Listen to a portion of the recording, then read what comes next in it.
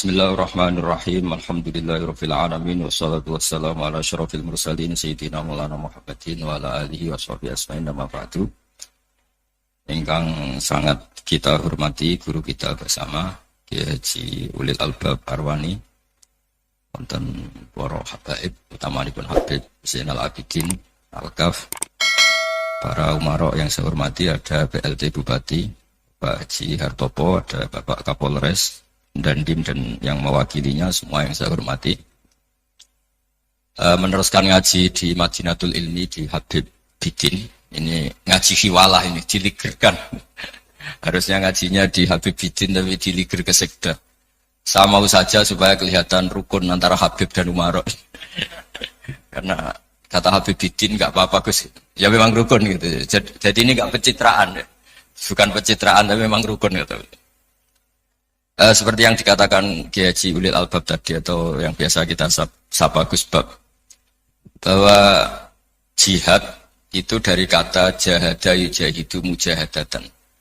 Kalau masdar mujarrodnya jahida dan baca jahada jadu jahdan wa jihadan, itu maknanya serius menekuni sesuatu.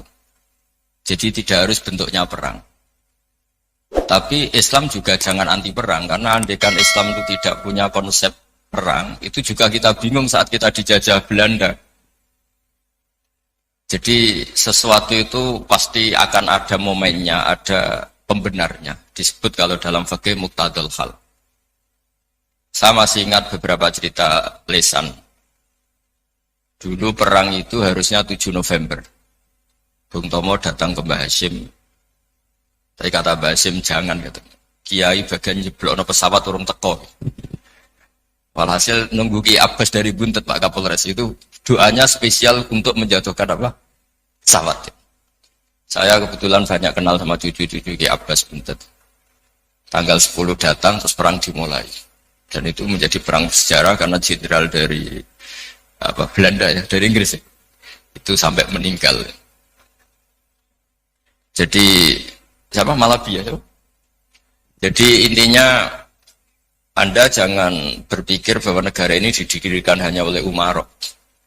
Bahkan sebelum ada negara, yang sudah ada itu ulama. Dulu para wali songo sampai para kiai era kemerdekaan itu sudah membentuk satu komunitas. Di situ ada ketua pondok, ada bendahara, ada macam-macam. Sehingga kiailah yang bisa menggerakkan publik untuk melawan Belanda. Karena kiai ini juga yang memegang otoritas publik. Ketika seorang Mbah Hashim Asy'ari memfatwakan jihad itu fardhu ain, maka semua orang berpikir harus jihad melawan kehadiran Belanda atau penjajah mana saja. Tapi itu satu sisi ya. Di sisi yang lain, bahasa Arab itu ada sisi uniknya. Kalau menamai penjajah itu musta'marin atau al-isti'mar. Isti'mar itu meramaikan dunia. Karena memang bangsa kita dulu itu ya aneh. Tapi nak sampean ngrasani teman-teman ya kualat itu mbah-mbah jenengan. Kita ini dulu memang ya agak aneh. Belanda itu sudah penjajah tapi sama buyut-buyut kita dipanggil Doro. Bisa kamu bayangkan kiai saat itu untuk mengingatkan masyarakat pentingnya melawan Belanda. Wong manggil Belanda saja Doro tuan. Terus kemudian kita berfatwa melawan Doronya. Jadi benahi ilmunya saja wis sak penggawean kira-kira. Jadi ngelola orang bodoh itu ya kangelan. Enggak dikelola itu bangsa kita, dikelola itu ya rodok goblok banget. Wong ngundang penjajah apa? Dor. Jadi itu PR besar. Tapi kiai itu punya seni untuk memberi penjelasan. Makanya di antara kelebihan ulama itu pasti warasatul anbiya itu di Fatona ada unsur kecerdasan. Cerdas itu seni mengelola pikiran manusia, itu namanya cerdas. Makanya saya berkali-kali kalau ngaji, harusnya orang itu semuanya pengagum ilmu, jangan pengagum fakta, ini pengagum ilmu. Ya saya berkali-kali menyotohkan, kalau Anda suami yang miskin, nggak punya uang, terus pulang dimarahin istri karena nggak punya uang atau kerja tidak sukses, harusnya kamu bangga. Anda juga kan yang berteori kalau suami nggak becus itu pasti dimarahin. Nah, ketika menjadi fakta harusnya Anda syukur bahwa ilmu Anda itu benar. Jadi pas istri marah, wah alhamdulillah ternyata teori saya ini benar itu. Ini lucu kan, teori Anda mengatakan demikian, tapi pas menjadi fakta Anda tidak siap. Nah, begitu juga menyangkut penjajah. Belanda itu sudah maju, Eropa sudah maju, Indonesia negara yang terbelakang. Di mana-mana terbelakang itu menjadi objek penjajahan. Di mana-mana yang terpelajar itu posisi menjajah. Sehingga ulama berpikir bahwa awal dari kemerdekaan adalah mengertikan yang tidak ngerti. Karena teori penjajahan pasti gitu, yang tahu menjajah yang tidak tahu, yang sudah modern menjajah yang belum modern dan seterusnya. Makanya awwalu hadzal din itu al-ilmu. Makanya nomor satu itu ilmu, pengetahuan. Di sini pentingnya sampai Islam mewajibkan thalabul ilmi fardhatun ala kulli muslimin. Karena tadi bisa kamu bayangkan 350 tahun dijajah Belanda, kita manggil mereka itu doro atau tuan. Kayak apa? Susahnya menggerakkan masyarakat yang cara pandang masih demikian. Dan kiai-kiai pada berontak dibikinkan masjid di alun-alun, diberi otoritas beragama, sehingga dikira Belanda ini baik. Padahal ini dulu ya niatnya menina bubukkan biar tidak ada pemberontakan. Walhasil singkat cerita, kiai-kiai yang sudah di Mekah, termasuk Mbah Hashim, beliau ketemu Muhammad Iqbal, ketemu beberapa ulama dunia, tahu bahayanya mustakmarin tadi. Terus akhirnya kiai-kiai kumpul-kumpul fatwa resolusi nopo. Jadi ini mukaddimah sebagai pembenaran, sebagai setuju saya sama Kiai Julil Albab bahwa nomor satu itu jihad. Tapi jihad tadi pemaknanya harus utuh. Kalau kondisi perang ya perang, kalau kondisi stabil ya jihad untuk memajukan apa? Indonesia. Itu saya ulang lagi dimulai dari ilmu. Sebelum saya ngaji Minhajul Thalibin saya cerita ilmu itu apa? Ilmu itu sederhana, sesuatu yang mudah. Karena ilmu itu fitratallahi allati fataran nasa napa? Misalnya begini, saya orang miskin, nggak punya apa-apa. Sudah nggak punya apa-apa, nggak punya jabatan, terus keluarga yang nggak pati loyal, mungkin istri ada ngidolakan kita, bahkan anak kita sendiri juga nggak ngidolakan kita. Itu kan sial-sialnya orang, anak kita aja nggak pernah ngidolakan kita.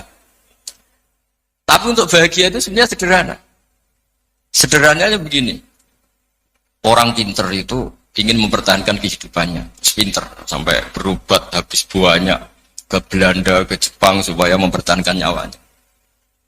Si miskin ini kalau dia setiap makan, ya Allah, saya dengan makan ini mempertahankan nyawa saya.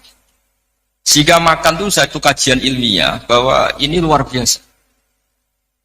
Bahwa orang punya alpat, punya uang 1 miliar, itu tidak mempertahankan sesuatu yang pokok, yaitu nyawa. Orang tidak punya alpat itu hidup, nggak punya uang 1 miliar hidup. Tapi kalau nggak punya nasi 1 piring, nggak punya air 1 gelas bisa mati. Artinya apa? Orang miskin itu yusyarikul aghniya, sama dengan orang-orang kaya dalam hal kepemilikan hal-hal yang pokok.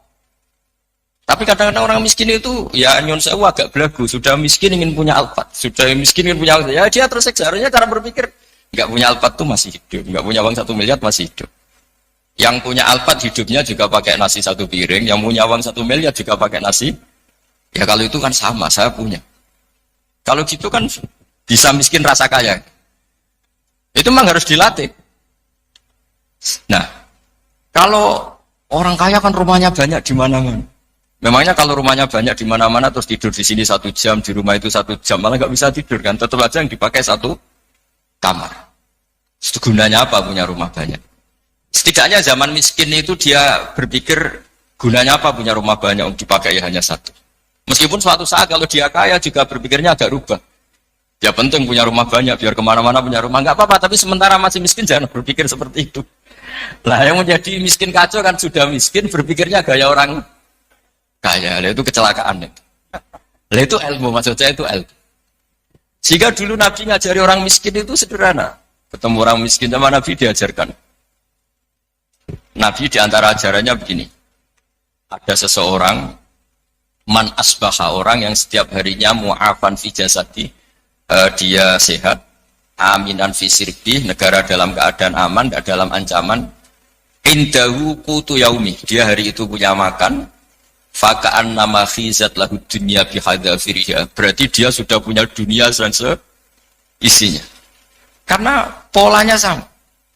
Buat Presiden Amerika itu yang untuk mempertahankan nyawanya ya makan pokok dan minuman pokok. bukan jabatannya sebagai presiden atau punya uang triliunan. Orang paling kaya di Indonesia juga gitu, untuk mempertahankan hidupnya juga dengan makanan pokok.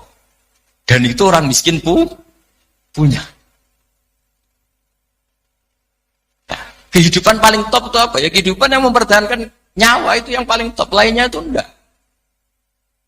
Karena mempertahankan nyawa ini super penting. Dan orang miskin bisa.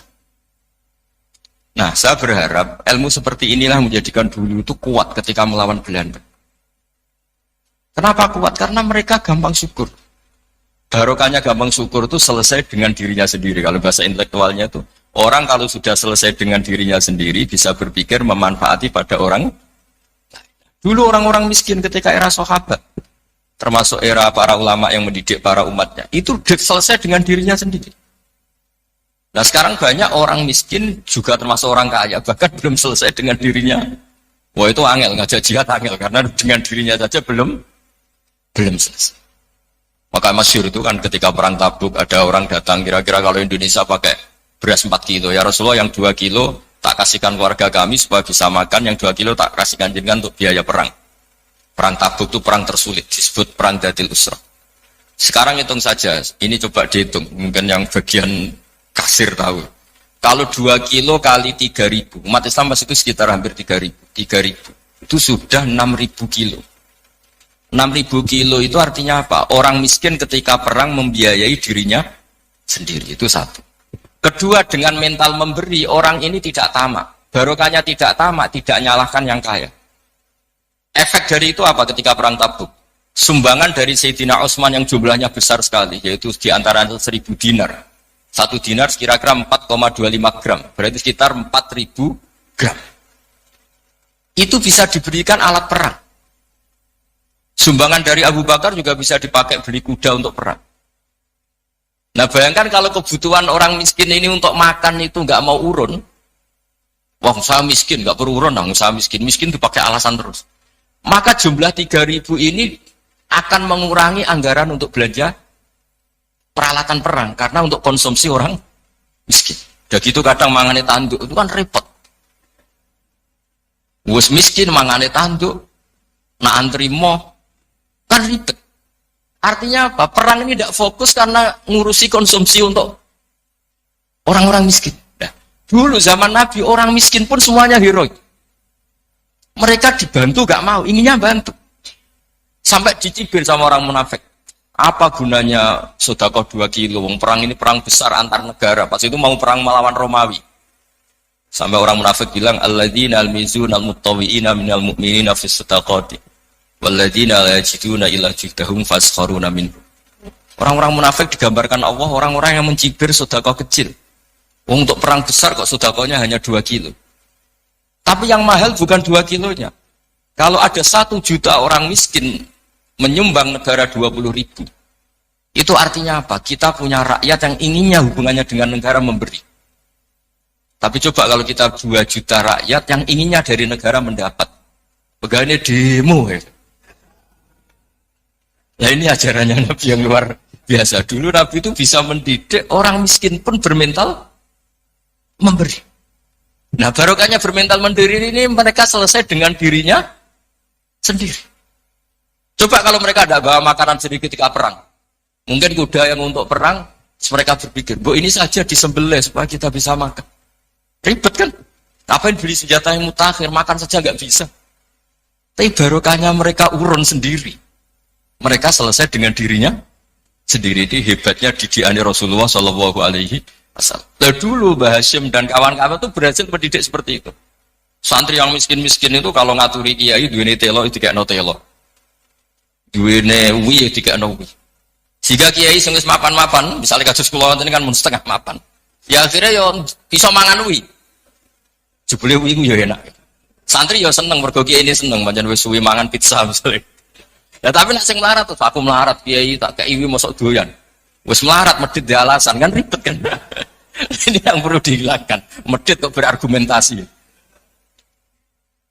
Yang mahal itu bukan wi-nya, mental memberi. Orang itu kalau mentalnya memberi itu berarti selesai dengan dirinya. Tapi kalau tidak bermental memberi pasti tamak. Dan tamak itu mesti menghakimi orang lain. Maka dalam kitab hikam diterangkan, penyakit terberat itu tamak. Kenapa? Karena orang pikir itu tidak ada kata-kata kitab hikam, bukan kata saya. Yang ada itu tamak. Misalnya gini, saya kenal PLT Bupati Kudus. Tidak pernah saya bilang beliau kikir. Tapi sekali saya pernah mengajukan proposal, tidak kesampaian. Wos, beliau medit. Jadi, saya menvonis medit itu sebetulnya ya karena punya keinginan tidak kesampaian. Coba kalau tidak, gue medit orang serap penting. Misalnya anak-anak muda, sama orang-orang cantik di Jakarta, pernah nggak kamu bilang itu sombong? Enggak kan? Setelah kamu bilang, Mbak aku ingin kenalan Mbak sampean, terus dia agak mau, baru kamu bilang sombong, karena keinginan kamu enggak. Nah, bayangkan kalau orang bermental tomak, kayak apa bangsa ini? Nah, sahabat itu dididik oleh Nabi, tomak itu selesai, karena keinginan mereka memberi. Sehingga Indonesia bisa merdeka begini itu barokahnya didikan ulama, semuanya ingin memberi. Dulu belum ada negara, tentara-tentara kemerdekaan kalau di kampung-kampung itu ya dibiayai donatur-donatur. Termasuk bahasa saya, buit saya dulu. Itu berapa ton aja beras untuk pasukan Hizbullah, pasukan TNI. Dia aja ada Daud ada baca berueh. Jadi baca aja kayak kira asap ada yang ada berueh, saya juga gak tahu. Orang Aceh kalau baca nyumbang berapa emas untuk kemerdekaan Indonesia. Yang Kesultanan Jogja Legowo. Jogja tidak lagi negara tapi diberikan bagian dari Indonesia dan seterusnya. Nah, jadi semua ini barokahnya didikan Rasulullah SAW yang diteruskan para ulamanya bahwa nomor satu didik masyarakat itu bermental memberi. Dengan bermental memberi apapun kecilnya ini selesai dengan dirinya sendiri. Itu kalau sampean nggak punya mental memberi nanti pulang dari Pemda, sok acara di kabupaten